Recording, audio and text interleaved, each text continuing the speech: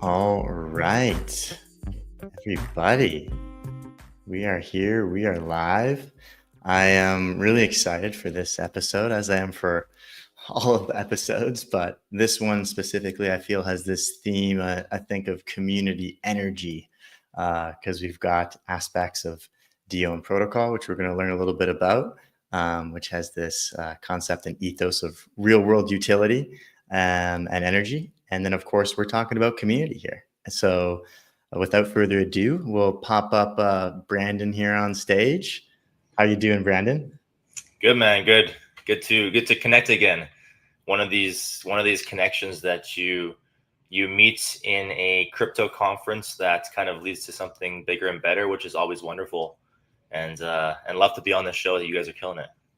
Oh man, appreciate it. Yeah, and it was funny, we were talking with Tommy there. I'm pretty sure we just like bypassed each other briefly at one of the events super late in Cannes at ECC. So Yeah, nice to reconnect here. of course, absolutely. It's lovely, and love traveling around, love connecting with people, and it's very difficult to live in this crypto world sometimes where you're not really always connecting with people face to face in person, and it's always great when something comes out of it. So. Totally. So my name is Dan. I'm the CEO at CoUnity. And, we like to say we're innovating in community at CoUnity all the time, just thinking through community strategy, working with projects on different things, and really enjoy talking to other founders, other people in the space who really understand and get this ethos of community. So, I would love to hear a bit of an intro from yourself, Brandon, to start, a little bit about you, and then we can dive into a few questions. At one point, a little bit later on, I'm going to share a community tool. I'm going to share a little bit of a community framework, and we can kind of jam on it a little bit, and then we'll wrap up with kind of a little bit of rapid fire and go from there. But over to you for a little bit of who is Brandon? Who is BK? Sure. Brandon, 27 years old, out of Toronto, Canada. Been behind some tokens, most notably Dione, founder of Dione Protocol, for the last 3 years, but I have token experience for the last 4 or 5 years at least, creating tokens in the space, advising tokens in the space, showing founders, building communities, showing people how to do it right. And we launched Dione August of 2022. And that really started a crazy journey for us. It's been a crazy, crazy journey. And we launched back in the day when there was no launch pads, there was no sniping, there was nothing like that. I think sniping did exist, but we didn't know of it. And it's been a wild journey ever since. It's been nearly just over 3 years now. And we launched as a token on Ethereum, and we strive to basically take that token on Ethereum and shift it towards our fully functioning L1 blockchain without raising any VC money at all, and just doing it through a small tax that we had to kind of accumulate funds to fund that mission. So it was a very unique journey that we took, taking something from one blockchain to an entirely new blockchain, a fresh blockchain, and it was something that the space was very interested in and excited for. So definitely a little bit about myself. And sorry, just declined a call there. And prior to blockchain, I was a firefighter. I was in firefighter and paramedicine. So always had this entrepreneurial spirit, learned about crypto online, learned about it through some YouTube videos. Actually, Alex Becker, shout out to him. I learned about Bitcoin through Alex Becker. And ever since then, it's been something I'm passionate about. So that's a little bit about myself. Travel around a lot, really love to connect with people, love to do better for this space. Nice. No, that's really great intro. I'm glad you touched on those components of, your story a bit with what got you interested. I think it's always fascinating how it's the people in this space right now who have this curiosity, this inclination to really understand why this thing works or what is this, because there was no university, there's been no like kind of traditional pathway into this industry. So everyone has a unique element to them wanting to be an explorer and wanting to figure it out a little bit. Like, what were some of, like, you said Alex Becker on YouTube was your first educator. That's really great, because I think I was watching a lot of Alex Becker on YouTube as well early on. Anything else around that inspiration that kind of pulled you into it? Yeah, no, listen, I was always entrepreneurial, and I used to sit at the paramedic station when you're off and just kind of figure out how I can spend this time making money online. And Bitcoin was always something, it was always very, like, you look into Bitcoin, you research it, you're like, what am I doing? Like, and if you talk to anybody still, your uncle, your aunt at dinner, or anybody that you cross paths with in the street, they say, what do you do? I'm in crypto, I'm on Bitcoin. I was at a dinner last night, and I was with multimillionaires, and they're like, I know nothing about it. I will never know anything about it. And that's it. And it's so common that nobody knows anything about it. And I think that feeling hit me when I first started listening to Becker and a few other people talking about Bitcoin. It was like, people don't know what they're doing, and people don't know what Bitcoin is or even how it exists. And I think that intrigue and that mystery, which also translates to building a community, by the way, which we'll talk about, but that intrigue and that mystery definitely got me hooked. And I wanted to find out that mysterious question, like, what is crypto? How does it work? How do we build? And how do we create these tokens and build communities and missions around them? So I would say that's really what got me hooked to crypto and what got me started. Interesting. Yeah, I think you share a lot of that same ethos, and I'm excited to get into that journey and some of your lessons learned on community building throughout Dione. And like, it's really fascinating when it comes to something that was very that bootstrapped ethos, not big VC money, and like really more of this actual decentralized ethos to it. Curious, like on the travel side of things too. I've been heavy on the crypto conference circuit, and I was looking like through Twitter as well. We've been to a lot of the same conferences and hadn't bumped into each other before, Ken, but like, from Dubai to all the different events. So, I was seeing it was fascinating to me, because you mentioned this as well, where I feel like IRL connections and relationships in Web3 is everything and super important. Whereas like on the flip side, our protocols are fairly trustless, and you don't really, you're relying on like the code is law kind of component. But there's then so many scams in this industry and people trying to take advantage of you that it then requires you to do business with each other, a much higher degree of trust that's easier to kind of operate, IRL.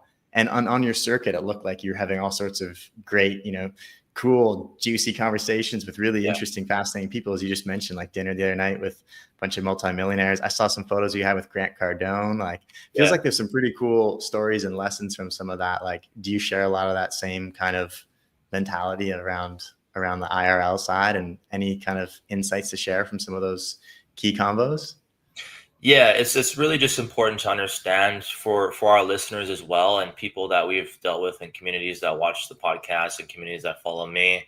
It's almost like two different worlds. Like online on Twitter, on X, and Telegram, that's one world, and you have a lot of people behind profile pictures and anonymity, which is great and cool and all because that's crypto.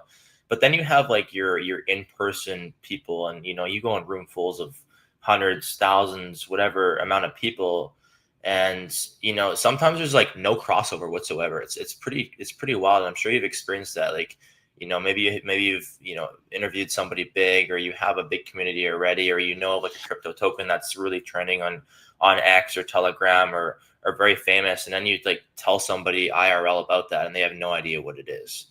And same with somebody that you name drop into Telegram or Twitter, like maybe they have no idea who that person is, but he's massive IRL. So it's really cool to see like two separate universes that are like, it really feels like they are separate, but they are all for crypto and all for Bitcoin. And it just goes to show you, and you've experienced this yourself, I'm sure, Dan, that like you just see how big the industry is. And it's so massive. And I would say, like, to the audience, that's the biggest takeaway from me is how big this industry is. It's crazy. It's massive. And how much traction that we are getting.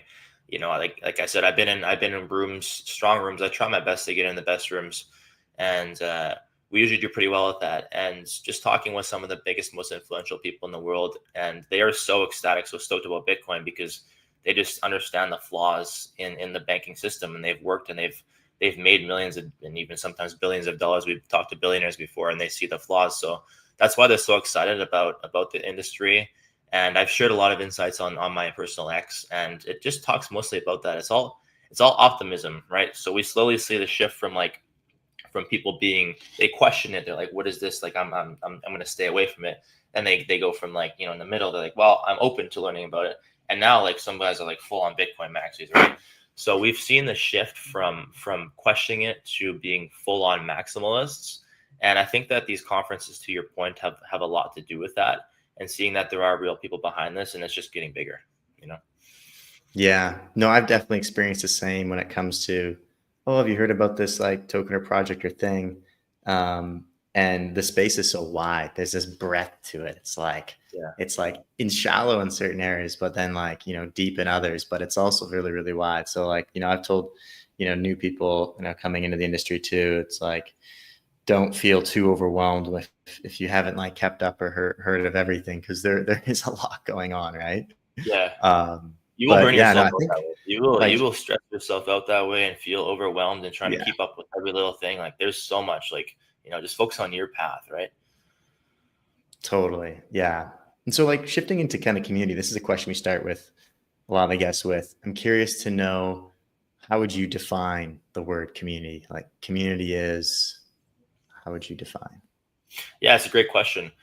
I think that a lot of people get confused by thinking community is like a Discord or a Telegram chat, and focusing on that metric, because that's not the right one to focus on. And I'll talk about that later as well. But I think community is not that. I think what it is shared skin in the game.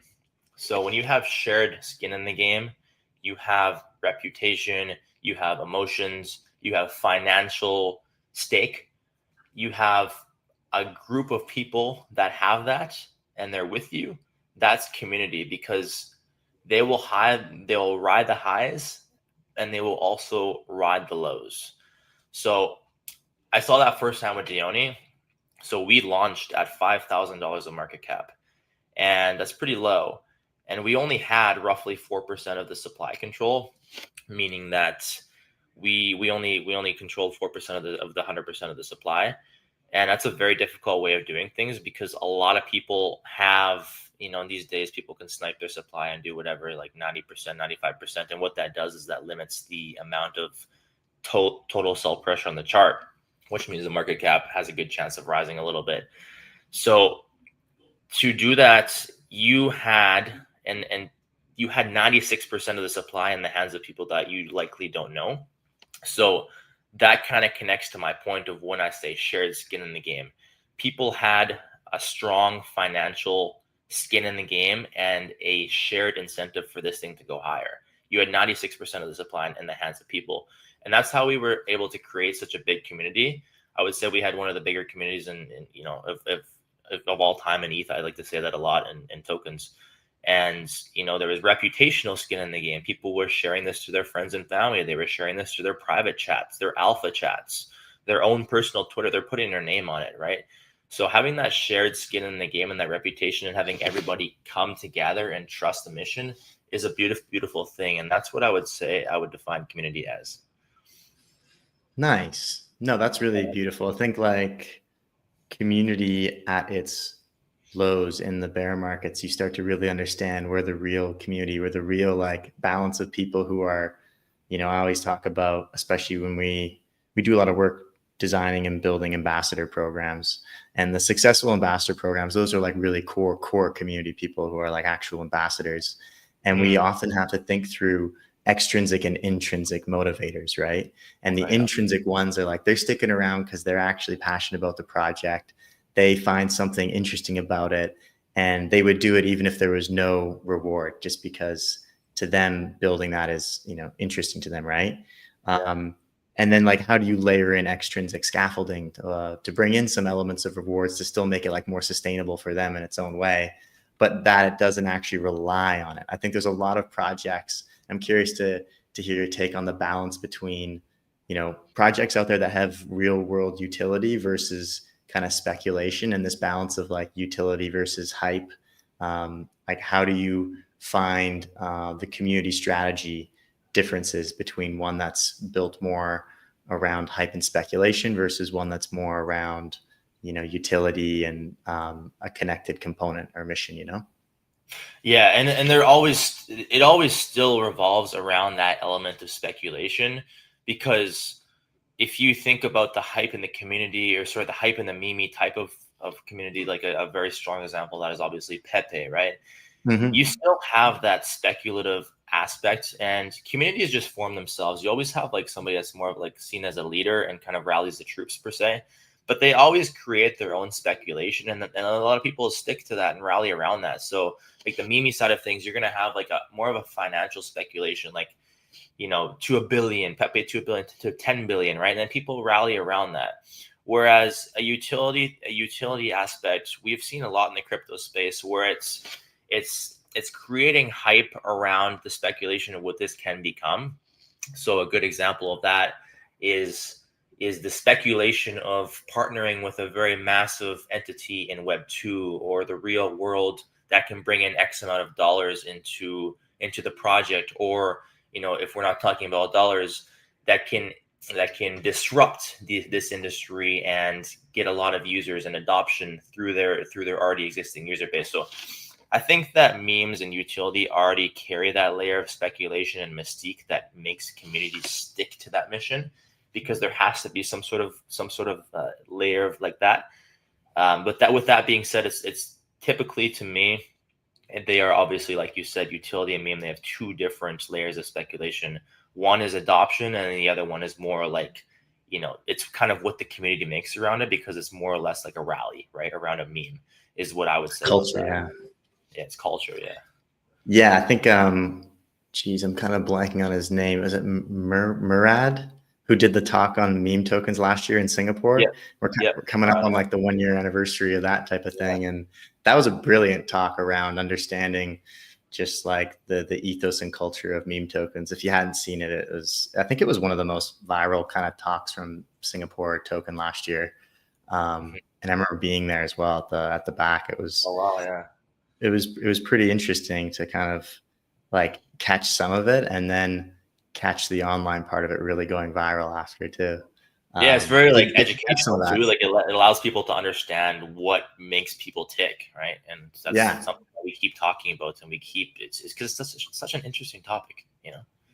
totally. And I think like this balance of like community stuff, I think we get into this element of, you know, what is it? You know, it is quite a buzzword, you know, and there's an element, I think, at the end of the day where we're all human beings and we, you know, have a component of belonging and status and things that are kind of ingrained into us that we are looking for, that we're searching for.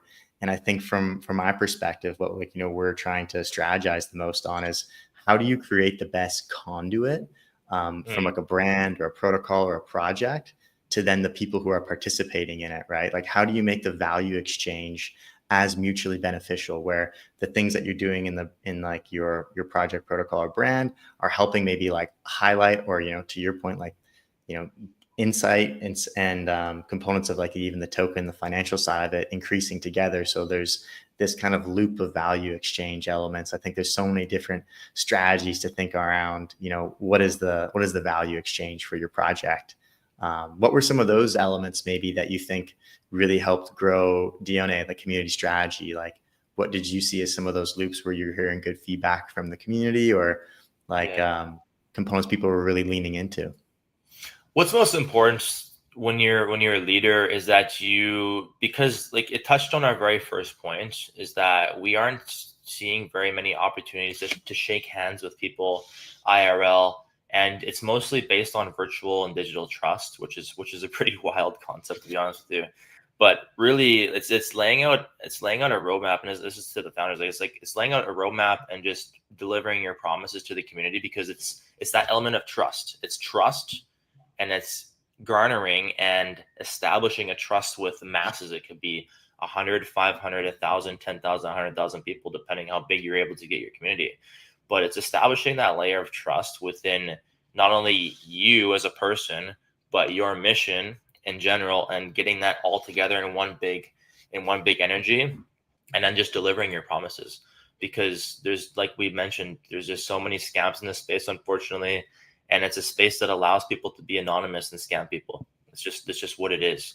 So are you going to be a person that's anonymous and you just, you just vague about some mission, or are you going to be somebody that's out there and you're giving them your roadmap and you're giving them your promises and what exactly you're going to deliver, and you're giving those people something to look forward to and delivering that? It's a very simple concept, and I think that that's the conduit that really can be the driver and the something that gives the community faith and gets them positive and gets them optimistic, and goes from optimistic to excited to ecstatic.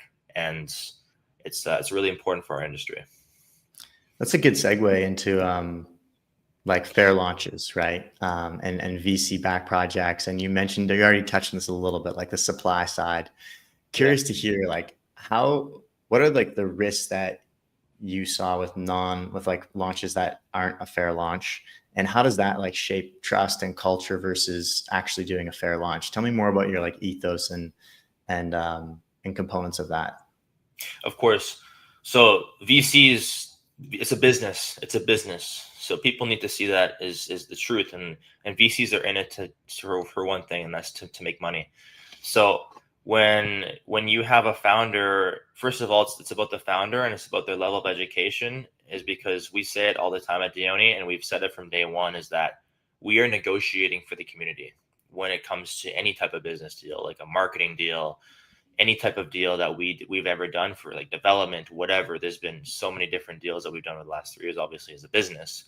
But when you're negotiating, you have to look at it like you're negotiating for the community as a founder, because sometimes they will take something, a very, very bad deal that works out horribly for their community, and it's for the betterment of the VC. It's for their vested interest, and that's to make money. So if you're giving away too much supply to a VC at too high of a valuation or something like that, that's totally off, you're really putting your project in jeopardy, because that VC now controls a lot of your supply, and you're only putting like a very, very small portion out to liquidity, meaning what's readily available for the market and the retail to purchase, either on a DEX or on a centralized exchange.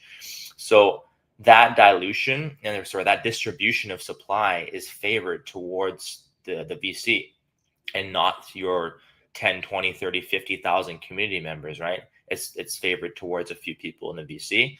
And those people aren't going to be your warriors and your army on the ground that are going out there and promoting your project and getting together and rallying. Like we said, that culture element. It's just going to be a few people behind the scenes that really aren't working. And I'm not to say that VCs don't work. Some of them do offer value, but it's the distribution of supply. And that's the issue, because when you're fair launching, a true fair launch has at least 60, 70% of the supply in distribution to the community. So that means that, like we said to my previous point, shared skin in the game. So there is more supply in the hands of community, and that's just mathematical. There's more supply in the hands of community that are going to be, we call them bag holders or bag workers, right? And they are going to be forming your community, and they're going to be what makes or breaks your project. So you have more people with vested interest and skin in the game with a fair launch. And it's that simple. It's mathematical. And again, like I said, not to say VC projects don't work, because Solana is one of the best projects in the world, heavily VC, but it's few and far between. It's few and far between of the amount of fair launch projects that work out and build the craziest communities, and the amount of VC projects that come out every single day and they don't build communities. Mm-hmm. Interesting. And so segueing that a little bit into Dione and, the vision that it has, and having done that as like a bootstrapped venture, moving to that L1, curious, like, how's the progress gone with that? What's the community feedback component? And are people really like amped up and excited? Maybe you can, tease out a little bit of exactly what it is. Yeah, right now we're focused on our incubations. So we've incubated a project recently that's done very, very well. We birthed a project called OVPP over a year ago when they started building their mission, and they launched about maybe 2 weeks ago now. It's been a while. Been a lot of work. We've been helping them out, and they also have some other very, very good incubators and KOLs behind that as well. But we incubated them for, again, like I said, over a year ago, and we have another one coming up in September called Amara. So we are focused on those two incubations, and slowly but surely we're gonna connect the plug and allow that to fully benefit Dione in multiple different ways, which we are going to be pushing to the community very soon. So that's mostly what people are questioning and excited about right now, is how are these very, very successful projects on ETH going to benefit the Dione ecosystem. And that's really just about funneling liquidity into the Dione ecosystem and usage of our blockchain, because guys, we are L1, right? So that's what people are very, very excited about right now, is these incubations that we are doing. And I guess from the past, what got people really amped up was the speculation of, who is behind the token, who are we partnered with, what's going to happen when we migrate from an Ethereum token that it's basically a promise utility into a utility that you can actually use now. So Dione turns from a token into a native gas coin and the powering of our own layer 1 blockchain. So that was a speculation before, which got people really, really stoked. And as a founder, it's our job to continually give people things to look forward to. That's one of my biggest ethos to founders when I'm teaching founders, is that you always have to give people something to look forward to, because with the amount of tokens in this market and the dilution of tokens and these new launch pads and people just being able to click to launch, it's very, very easy for people to launch, and there's a very big saturation of tokens. So how are you going to give your community something to look forward to and something to come to their computer every day after a long day at work and get excited for, right? So that's our biggest things right now is our incubations and connecting the dots with the Dione ecosystem.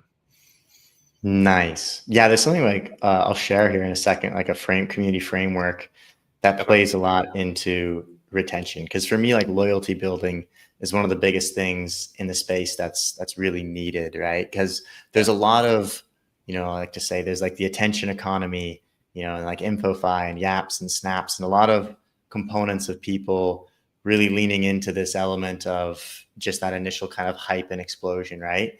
But then not as much focus and thought through on like the retention economy. Like, how do you build people who are really loyal? How do you like actually have people stick around, right? So I'll share a framework on that, and we can jam a little bit on like this component of what kind of comes to your mind when it comes to keeping people along, right? But let me pop open screen here, share that. Wonderful. Camera here. Yeah, and loyalty is a very important word. Like, people people confuse activity with loyalty. And Mm, a lot of founders get excited when they see messages, but you can hire somebody, just pay them a couple dollars a day just to spam messages. But I would take 500 believers over 50,000 messages in my group just with nonsense any day of the week. totally. Yeah. So like, first off, we always like to share some little tool that's like just something that we find useful. We've used in different projects. This one's super common. Hadn't shared it yet. You might be familiar with Of course, Miss Rose. I mean, who isn't in some Telegram groups and hasn't hung out with Rose? yeah. I think it's interesting, like on our website too. Really, a lot of value that you get, for Rose for free. And if you want to run your own custom instances, that's their business model, is running their own kind of custom instance. But obviously, great for helping you manage your community in Telegram. Just giving a quick shout out to Rose. Appreciate her and everything she does for us. Cool. I didn't even know that Rose had a website. That's awesome. Yeah. Yeah, missrose.org. And then that's wow. where, if you wanted to, you can actually set up Rose with its own name, its own profile picture, and move it to a different plan whenever, right? But yeah, the thing I want to jump into though is this framework, which is something that I actually just recently kind of pulled together around the 7R retention engine, right?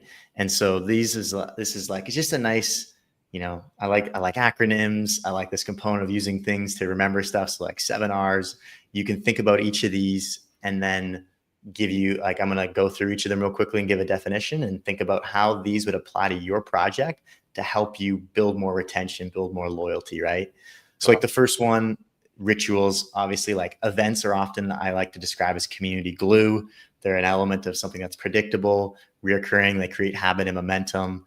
Rewards, like different status. It could be status perks. It could be, different, token rewards is a whole different style of different rewards you could, pull into that. There's roles, which is a bit more around, visual progression, trust, responsibility. Recognition is super important. Like just literally being able to shout out someone or appreciate someone for doing something. We even actually often these can be tied together. We've had an element where someone was just literally creating good content and then talking about it in the Discord, and reached out to them and got the brand to send them like a t-shirt. And it's just like other people see that, and it's like a little small thing, but when you can pull that out and recognize someone, other people see that behavior and then they follow on to that culture and ethos. Relationships. How can you build more one-to-one connections and even small groups and settings? How can you collide your members more to like make more different like networks and things that builds more retention? They want to come back more. It creates more value from the people who are just already in there, right? Relevance. This is an interesting one because what this is basically doing the right thing to the right member at the right time. So you often have to think more strategically about like, what kind of stage am I at right now? What could I introduce that would land right now, and who would it land with? Which persona? We talk about this as well quite a bit, which is Web3 has a lot of different personas in these different communities. So how do you think about prioritizing and doing the right thing at the right time for the right group? It's like there's complexities to that a bit, but and then referrals around, running some like referral campaigns in the right way can be really effective because especially if you set your culture early on and you really nurture and engage your core users at the beginning and then have them go out and bring more people like them, it starts to let the growth engine of kind of community advocacy start to take over. This is where I think also programs like ambassadors make a lot of sense because they can do a lot of that work and bring in a higher quality person as well, someone who's more motivated to take action. I think there's even studies and research around it being anywhere from like 8 times to 10 times more valuable for someone who's not the brand itself saying, oh, here's an ad, go do this, but having someone who's like a trusted member or ambassador or a friend of yours be like, oh, you should go do this or check this thing out, right? Because it just lands more when it's not them speaking from their own point of view. So yeah, I was curious to know like anything bubbling to your mind across these 7Rs with, what did Dione leverage really, really well in some of these, and any insights or ideas come up for you? Yeah, of course. Every single one of these is amazing. And now that I think about it, every single one of these is relevant to Dione. I mean, you got rituals like we would have our people come in every single day, maybe the start of their day with their morning coffee, and just maybe we call it chill in Web3. People don't know that is promote us. Just post it on your X. Get in Dione, right?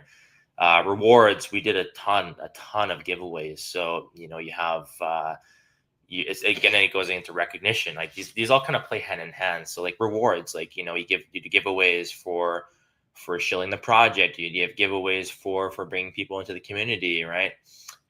Roles. With our moderators, we had some of our most active and diehard community members become volunteer moderators, and they still are here to this day. And shout out to them; they're amazing. But we giving people volunteer mod roles makes them feel very special and brings that community together. Oh, and then people rally around that. Congratulations, you're a mod now. Amazing. That's it gets people excited, right? Same thing with recognition. Recognizing people in there every single day. And it means the world to people, for a founder, for a mod, for somebody of power in the community to recognize a specific person. Relationships, IRL relationships, bringing them into communities, into our, they never heard of Dione. Oh, wow, you guys got a big community. Or, just making a relationship with somebody in the community. Like Mr. S was one guy from Dione. Shout out to Mr. S that I made a relationship with. And then, we ended up meeting in person in Dubai and became really close friends out of it. It's crazy. And, relevance, referrals, everything here is really good framework. I really love CodeUnity for putting this together, because that's really good for like education of the next generation of founders of how to build communities. It's a very good thing to go back to. I like this a lot. Yeah, you know what? I'm thinking like, because this is just something recently pulled together. I'll probably write a little Twitter thread on it, and I'll tag you in it and be like, share this with your community. Yeah, definitely. You should definitely do that. That's great, because we need to start educating people on how to be proper founders and how to build good communities, because there's just it's very difficult these days. Just people have like a really bad rap of crypto sometimes, because like if they imagine somebody coming in for crypto for the first time and getting rug pulled the first day. It's just not like it's not ideal for our industry. So educating the next generation of founders is really important, and I like what you guys are doing. No, I really appreciate it. And like as we get a little bit closer here to wrapping, just like one or two quick ones for you. Like curious on some of the largest or most impactful community insights that you've had across, the hackathons, the incubators, your different founders that you've worked with in their communities. What is something that kind of rises to your mind as a surprise, or something that was really impactful for community strategy that would be really helpful for listeners? For community strategy, we put on hackathons, and it was extremely impactful. We went into countries that maybe aren't the highest paying countries, somewhere like Tunisia, somewhere like India.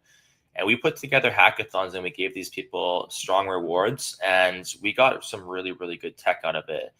So I would say just putting together some of these IRL events. I've seen founders that have put together, they've gone to universities and they've put together some competitions and it's something as small in university, like bring pizza and get pizza and pop, and like, here's, free lunch for you guys, build me your best idea, and, you can get a job out of it. So again, it's all about IRL. Like I really want to come on here and really push the importance and relevance of IRL events that are really, really powerful.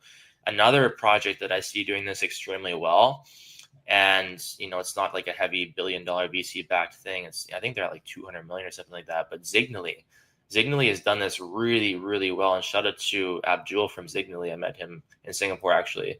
But they do really, really strong community events, and they're like the perfect example of this, because he'll go to Pakistan and he'll go to Turkey and just all these different countries. So I think also having like an international community as well is very strong and powerful.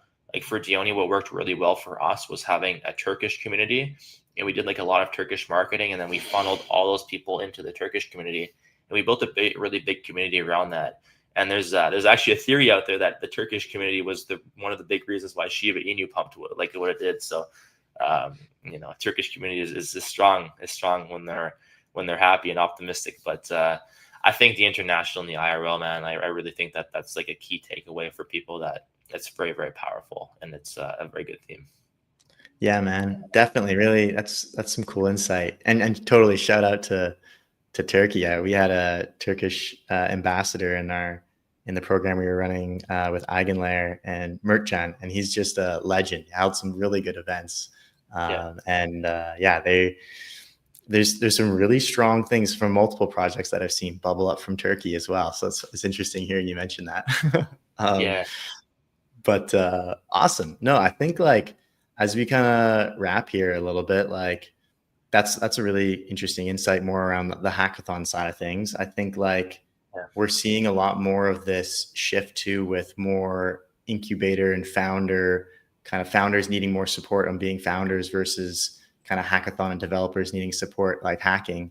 And I think there's an interesting balance there that a lot of projects are starting to support more of the full life cycle. You're seeing more launch pads. You're seeing more people think about fair launches. You're seeing more people talk about community now. So I think we're on like a really good track in the space that was really necessary, because there's a lot of components of it that could go in different directions. So I'm pretty bullish on the next on the future. Curious to know, like, what are you most excited about for the future as we close here?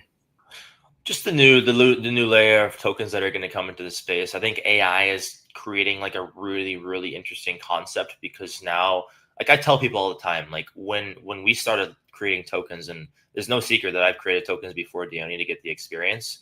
But when we started creating tokens back in 2021, 2022 era, it was you had an advantage over people just because you knew how to launch a token, how to get a token to market, how to, the code behind the token, how to call the functions. I'm not a coder, but I learned how to do that, and I had an advantage because there was not very many tokens out there. But now with the launch pads, with Pump Fund, with Bonk Fund, all these launch pads that are just like a click to launch, it makes things so easy to launch coins. So I think, the emergence of tech like launch pads and AI making things so much easier, so much quicker.